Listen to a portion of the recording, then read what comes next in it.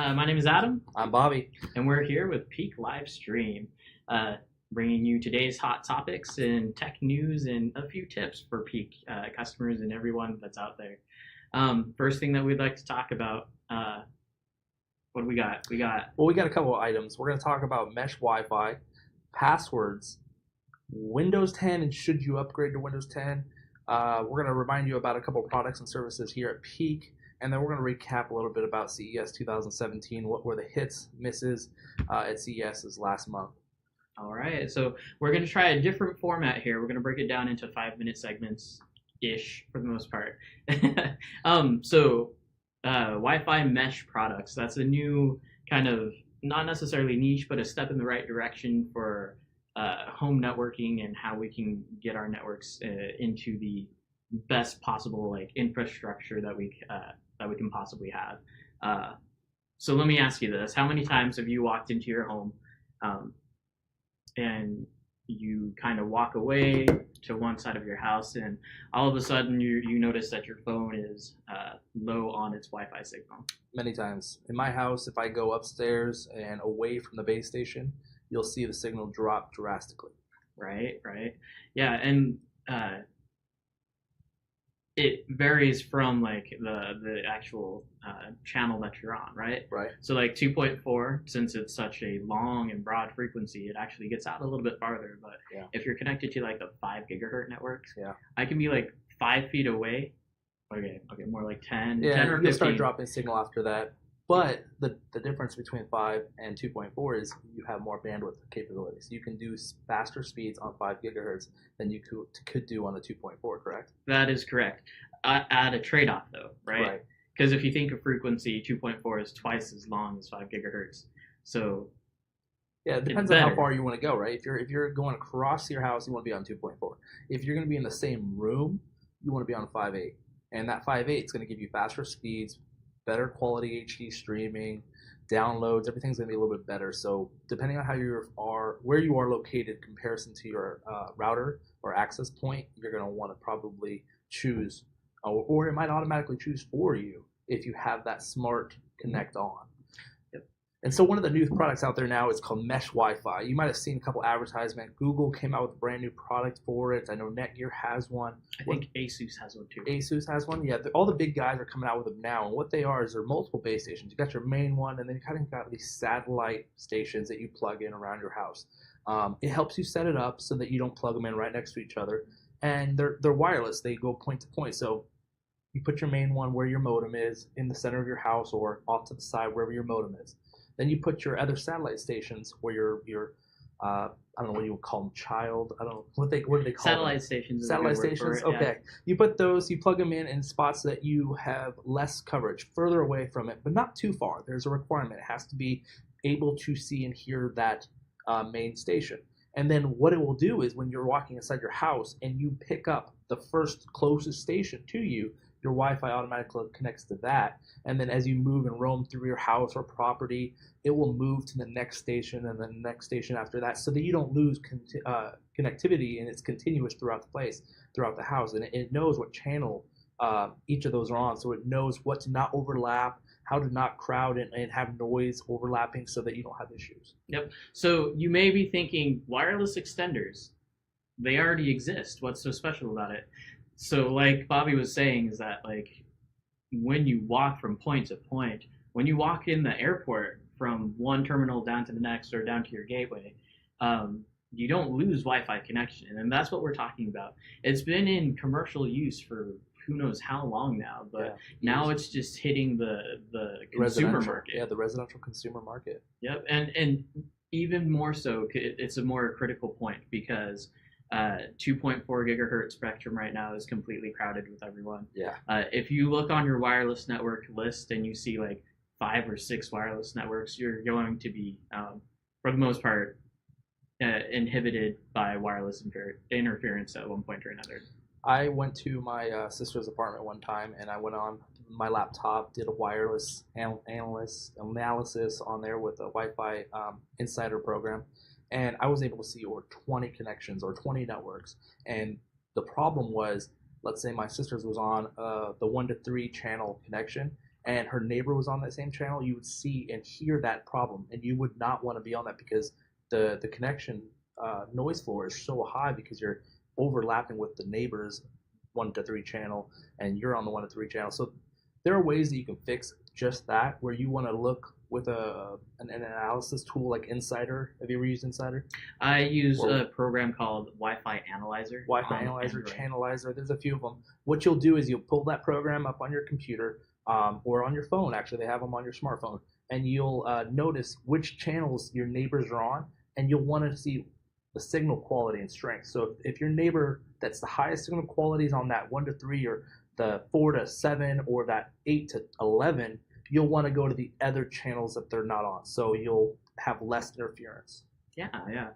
Now that's more specifically towards the whole single router application. Yeah. This is why wireless mesh, wireless handoff or handshaking is becoming a thing now. So we can have that tighter interconnected network. Daniel Bowder, he used to say something about having well, it was either Daniel or Jared, one of the two, but essentially like lining the walls of your home with like lead. Basically, to cut all the other signal out. Yeah, pretty much. Go to OSU; they're all like that. All of the buildings at OSU are like that. Good luck. Besides the point, though, but that's the reason why handshaking and wireless mesh is a thing right now. But moving on. Yeah, moving on. We're going to talk about a couple other things. Passwords. Passwords and phishing scams are becoming passwords and phishing scams. Phishing scams are becoming a major problem. They're getting so good at faking a company that you're accustomed to doing business with, like Amazon or Peak Internet, right? We get an email probably once a week or once a month saying, I got an email from you guys saying my password was wrong or my password is incorrect and I need to click here to change it. No. Peak will never send out an email to you saying change your password, click here. We don't ask you for private information like that over email. It's always done over the phone, or we'll send you a letter certified in the mail, something that seems legit and secure. So if you ever get an email that says change your password, click here, or go here to update your settings, don't click it. Go ahead and hit delete or report it as spam in your Zimbra email box. And then let us know if you want, because we like to keep track of that thing so we can help remove those kind of phishing scams that are happening. But when it comes to phishing scams, they're getting very sophisticated. And one of the things they like to do is they like to get information from you so they can hack your account and then use that account to do other things like send out phishing emails or whatever, take your your financial information and buy things with it. So password strengths. What is your take on passwords? Do you have one across the board, or are you like me that have like 16? Unfortunately for working here, I have like 16. Yeah. But it does vary, right? And it can vary from very, very simple passwords to very, very complex passwords. Here at Peak, for your email, we like to use a capital letter, a number, and a special punctuation sign. Those three, and I guess a minimum of 8 characters, but those qualifications will make for a decent enough password so that if any attempt, someone's going to give up before they try it. Yeah, well, and a lot of times they use password generators that just hit these robots that constantly make passwords up and they keep trying and penetrating. Those are called brute force attacks. Those don't typically work if you have something like what Adam says is a password with a capitalization, a special character, a number, and it's like 8 characters long. The days of having, your dog's name as a password are gone. Those are behind us. We have to now be more secure and protective of our passwords and what they protect, because things like your bank information, your tax information, your email address login, your Amazon, everything that you do every day requires strong passwords. Mm-hmm. And so when that strong password, when you want to come up with a strong password, the hard part is not coming up with a hard password. The hard part is remembering which password you use on what website. Is that right? That's right. And we actually have a great product for that. PassGenie. So PassGenie is part of our Tech Home suite. It comes in each of the packages from the Tech Home Plus, or Tech Home Support. You get Password Genie, and that Password Genie allows you to create and store all of your passwords safely, securely, and then use them anytime you ever need them. So let's say you have Password Genie on your laptop and your desktop, and you create a password through Peak Internet's website. Store that password into PassGenie, and then go to your desktop, and you'll be able to have that same password. You don't have to remember it; it's stored there, and it will automatically load into whatever website, like peakinternet.com. It will create a very strong, secure password. It could be even more than 8 characters. It could be 15, 10. The strong. Well, you don't want to get too crazy, but the longer, the stronger, the better, right? But you just, with the Password Genie, you don't have to remember it every day. You don't have to write it down on a notepad and put it in your desk so that when you go out and you're like, what was my password? It was in my desk. You have to go home to get it. So instead of many, you just have to remember one. Yep. In any case. Yeah, and that one would unlock your Password Genie, which would unlock all the passwords that you stored inside PassGenie. So that's a good product. Tech Home, give us a call, ask us about it. We'll give you all the information and let you try it out. So give us a call, ask us about Password Genie. The next topic I want to talk about is Windows 10. Yay! It's been out for a while, right? A lot of people are still on Windows 7 and 8, and hopefully not XP, because that's way outside the date of support now. But Windows 10. So constantly, I'm hearing customers say, "Oh, Windows 10, they're always on their." Hey, Rick. They're always on forcing this update. They're always intruding on our privacy. We don't know what they're planning on next. I wish they never had installed Windows 10. Like all that kind of stuff. To be honest, Windows 10 is probably one of my more favorite operating systems. Yeah. Of course, you got to learn it, right? Everything has a learning curve. It actually feels more like XP and what I guess we would be accustomed to being the better versions of Windows, right? Because everybody knows like 98 was awesome, Windows Millennium sucked, XP was great, Windows 2000 sucked, and like so on, right? They created hits and misses with Windows. And a lot of people got to Windows 7, they're like, this is a great operating system. I'm not going to touch it. I'm going to stay here because I heard bad things about Windows 8. So Windows 10 comes out a year and a half ago? It's been a while. Well, November of 2014, I think, right? I was on release candidate, so You were on the RC? Okay. Yeah. So I remember when it came out, and I upgraded right away because I knew it was a solid platform. It felt a lot more like Windows 7. It didn't have the tiles. I mean, it does, but it doesn't have it all in your main screen. It felt like you actually go to the start menu like the old Windows was, where you can find things easier. And then they've made it so stable so that we've had less errors, less bugs, less driver compatibility issues. They figured out, what the user wanted and put it all into Windows 10. So what Adam was saying was one of the problems people are saying is it bugs you. I have to upgrade, right? The pop-ups. It says Windows update, please update to Windows 10 and do it now and that kind of stuff. And they're urging you. When Microsoft is urging people to upgrade to Windows 10. I don't see that as a negative. It might be a little bit annoying if you're a Windows 8 user and you don't want to leave, or a Windows 7 user. But the good side of it is they want people to upgrade because it's a more stable, secure, more updated platform. Yep. Is that your opinion? Plus features, right? Sure.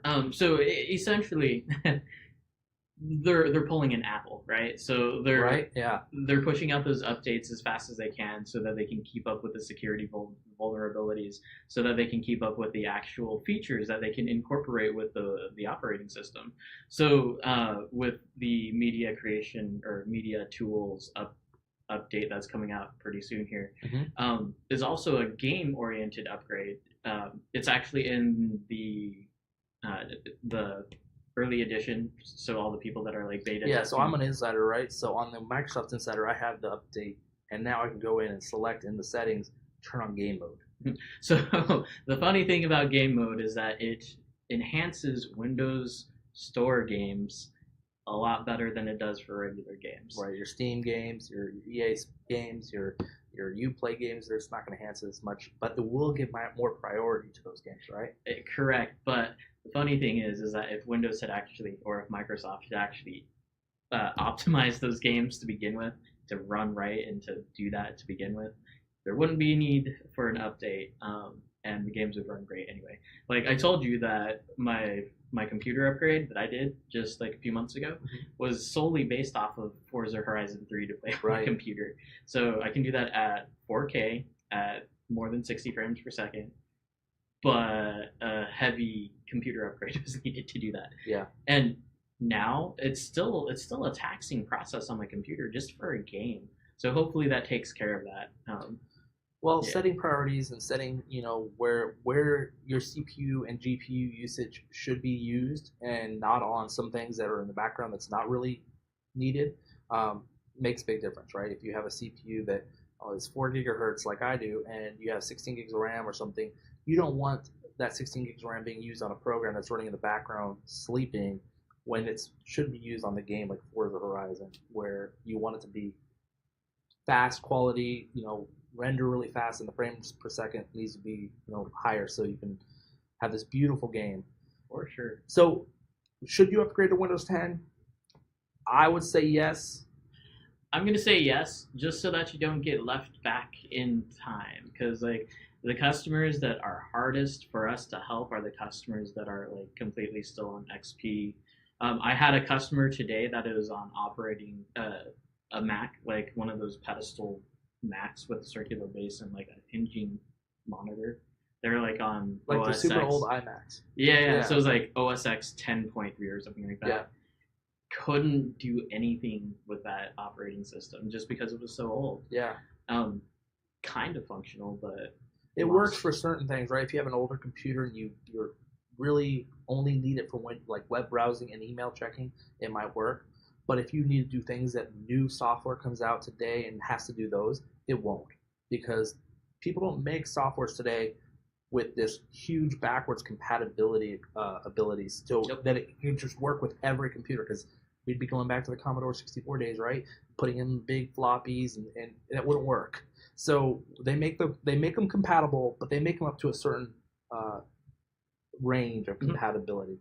They want to stop at a certain range. So like Windows XP and Microsoft, they stopped supporting Windows XP because it is a really old operating system. People still use it, but it's just not supported anymore. So you're kind of on your own. We recommend at Peak upgrading to the latest version and staying up to date, because security vulnerabilities come out daily. They put out patches to make these vulnerabilities fixed so that they don't have hackers hack your computer. Always stay up to date. Keep your auto updates on. Make sure your browser's updated. Use strong passwords. Right? Jeez. Passwords. Just wait until we have NFC. Oh yeah, right. Where you just tap your little thing and you're I'm logged in. Well, I guess there's Windows Hello too, where it scans your face. On the laptops. Yeah. Yeah, with the webcams where it automatically scans your face, where you click on a picture in a certain spot. Right. Yeah. Speaking of Windows Hello, so let's go ahead and move on to CES. Or back to CES, because we've covered it like every single video now. Well, since it came out, since CES was in early January, we've had an episode and we talked about some of the products and products that they released in CES, or maybe we actually talked about it before CES. I think both, yeah. So it was before and after, because we had one in December and then we had one in late January. So for those who don't know, CES is a consumer electronics show. It's every year in Las Vegas, beginning of January. All the big name players and even the newcomers show up, and hundreds of thousands of people go to this every year, and they debut new products that we can't even get today. They're going to come out later this year or early next year. So cool things like flying car drones, right? Like the E-Hang. The E-Hang is a flying car drone thing that you pretty much get in, tell them where you want to go, and the E-Hang control center somewhere in the country plots a map for you and flies you to the destination and sets you down. It's your own little, solo drone. Uber. A bit Back to the Future. Kind of, yeah. So what do you want to talk about CES? What topics? Well, so if we want to actually talk about security and face cameras and all that fun stuff, they're starting to incorporate Tobii camera systems into monitors and even laptops. And basically, that's how they're enabling eye tracking.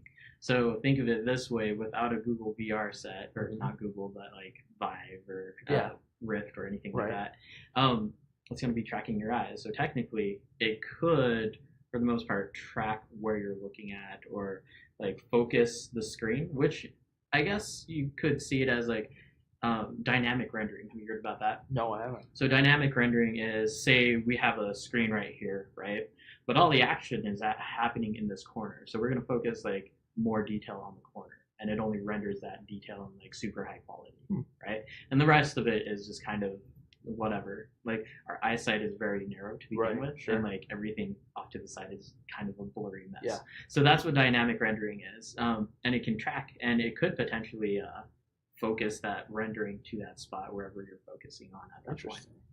That'd be cool. I mean, I guess it kind of cuts off the whole headset you have to wear that's kind of heavy and makes sometimes give you a headache. There's a difference though. I mean, that's full. Right. That's full immersion, right? Mhm. You have that submersion and immersion for being in the game. You know, nothing else you can't see in outside of the world. But with this, you're talking about it's going to be on the monitor, and your eye tracking is when you look to the left, it's going to move the character's view to the left. For the most part, like I think that would be some sort of functionality. Like, yeah, without a doubt. Sure. One of the things I saw when I was watching is Razer's. I can't remember what the product is called, but it allows you with a projector. You know what I'm talking about? I think so. The projector sits behind you and projects towards your TV or screen, and kind of adds this alternative visual to the background of your wall, so that when you're playing your video game on your controller or on your computer, and you're looking at a 24-inch screen or a 55-inch screen, everything behind that screen now kind of becomes part of the game as well. Yeah. So if your wall, right, is huge and you're able to play with this projector, it expands that screen, but you don't really focus on what's out there. It just gives you that cool visual effect that makes it feel like you're submerged into the game. It kind of reminds me of that. Oh, what was it? It was part of Microsoft's kind of platform, and not necessarily HoloLens, but something for the Xbox essentially, and it literally made the entire room the play capability, the play area. So yes, a monitor, but just that entire scape of like a wall. And you just had that the 3-screen monitor from Razer, right? It's the Razer gaming laptop with this 3-screen triplicate thing that comes out of the back of your laptop and makes it this huge wide gaming screen. Now, if those were like USB powered, like you didn't have to plug in anything, but if they went over a USB, that would be amazing, because like having a work computer as a laptop, that'd be as your gaming laptop. Not necessarily a gaming laptop. Like having your laptop, your work laptop as like your full on. That's your computer to use it. For the most part, like here we use 2 monitors, and even still, they're a little bit tiny. They're 1080p, some of them, and then some of them are like 1680 by 1050. So a little bit smaller in terms of pixel count, but still usable. 2 is great. 3 is, I think, better, because you'd have one window for like kind of each platform for what we do here. So it's kind of that would be cool in a scenario like here. Sure. And then we could just like bring them and just set them up, pop them open, log them in. Yeah, if they were USB powered, I'm guessing they're part of the computer built in. Right. So your battery on that thing is going to go really quick when you're powering up 3 screens. What I was really looking for though is what their projector, their Razer projector. Real quick, one sec. I think it was called Project Ariana. It's this projector that takes over the house, like I was saying. Anyways, so going back to CES 2017, we saw a lot of new things, right? Drones was a big focus in 2017. TVs and monitors are always a big hit. Ever since TVs, flat screens came out, they've always been getting better and better and better. But one of the bigger things we saw was home automation and car automation. Right? Driverless vehicles. I mean, we're talking that future is already here, and we're going to see driverless trucks and vehicles on the road in the next 5 years. You've heard of Google's, you've heard of Tesla's. They're all coming out with one now, and they're all being built to go on our roads in America today, right? I think Google already had one that go it already went 1 million miles so far traveled on our highways, and they're doing really well. So what's your thoughts on automated cars and home automation stuff? So I'm actually writing a paper about this for one of my classes right now. Cool. My take on it is that the technology may be there, but the people as a whole are not going to be ready. Yeah. few major points to consider: entry, like barriers to entry, cost, right? And they're not going to be cheap. Tesla Model 3, $30,000 car. Well, the new one's coming out in 2018. Yeah, that's it's a okay. $30,000 car. Base model, yeah. Base model, right? But even still, like Tesla has been doing a really good job in terms of like these are all like exotic materials, renewable materials that they use. Yeah. So cost, and then the other one that I see is people themselves, not because of like the initial adoption, because of the adoption rate, yeah, but adopters, mainly because of like the shift, because what causes car wrecks? People. Exactly. So we still have people on the road, and it's up to a computer to decide whether or not. So you're saying it's going to take an act of Congress to ban driver vehicles, and put on all automated vehicles on our highways for it to be really good and work? For it to be efficient, to make sense, and for it to like actually do us any good. Because up until now, it's just my car can drive itself. Sure. It's cool. Yeah. But think of it this way, like if humans are the prime cause, think of the movie I, Robot and Will Smith, right? Okay. So he took control of the car and screwed everything up. Yep. Right? Yeah, he was getting mobbed by a whole bunch of robots in the process, but at the same time, his actions led to accidents. My opinion on this subject is we are going to skip way over driverless vehicles, and we're going to have to do something else, because vehicles in themselves are dated technology. Mm-hmm. I think vehicles are fun. I love driving my truck. It gets me places A to B, but that theory of getting from A to B doesn't have to be in a vehicle that can do 55 miles, 65 miles an hour. Mm-hmm. I'm thinking, where's that technology going? Is it going to be vehicles that we don't have to drive and we just, get in our cars and 3 hours later we're somewhere? Or is it going to be something faster, like a light speed rail? What is it called? Or, a flight kind of path where we get in our vehicle and it automatically flies us to the location really quickly, because flight can go a lot faster, right? I don't know about like teleporting. One day, we'll see. Hyperloop. It's called Hyperloop. Yeah, the Hyperloop that's running in LA right now. It's going to take people from LA to Vegas. They're creating that. Yeah, so like it's still in the production phase, Sure. right? Tesla's part of that too. Oh, Elon Musk, not Tesla. Sorry. Elon Musk. Yeah. Same thing, but same owner. Right. But yeah, so that's gonna be cool, because if they put that underneath the ocean and like all that jazz, right? You want to go to France real quick? You get Europe, Australia, all over. And I think going back to the driverless vehicles, that technology is going to be kind of like CDs were.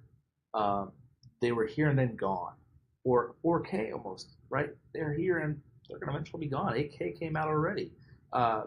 They're going to be a cool fad. People are going to say that it's awesome. I don't have to sit behind my vehicle. Well, you still have to be in the driver's seat, but you don't have to control the vehicle. Mm-hmm. It does its acceleration, braking for you. But I think we're going to have to skip that. And eventually, people are going to just say, I'm not going to adopt that kind of technology. I'm just going to wait for what's really cool that's coming, like light rail that's really fast. You're there within minutes instead of hours. Right. We're going 600 miles an hour or 800 miles an hour, and you're spinning in your chair. You don't even notice the forces of the G's on there. That's a technology I think that's going to happen quicker than really when we adopt driverless vehicles, because people are still going to want to drive vehicles. Always. I'm always going to drive my car.